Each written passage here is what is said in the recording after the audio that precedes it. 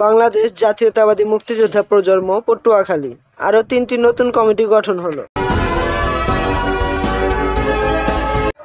গতকাল 21শে ফেব্রুয়ারি রোজ শুক্রবার এই কমিটি নিজ হাতে স্বাক্ষর করেন পটুয়াখালী বাংলাদেশ মুক্তিযোদ্ধা প্রজন্ম জেলা কমিটির সভাপতি মোহাম্মদ হুমায়ুন কবির, সাধারণ সম্পাদক আব্দুল জলিল খান।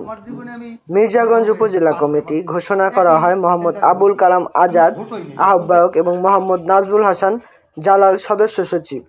রাঙাবালী উপজেলা মোহাম্মদ রায়হান হাওলাদার আহ্বায়ক, মোহাম্মদ জালাল মুন্সি সদস্য সচিব। গলাচিপা কমিটি মোহাম্মদ মনিরুজ্জামান আহ্বায়ক, মোহাম্মদ সাখাওয়াত খান।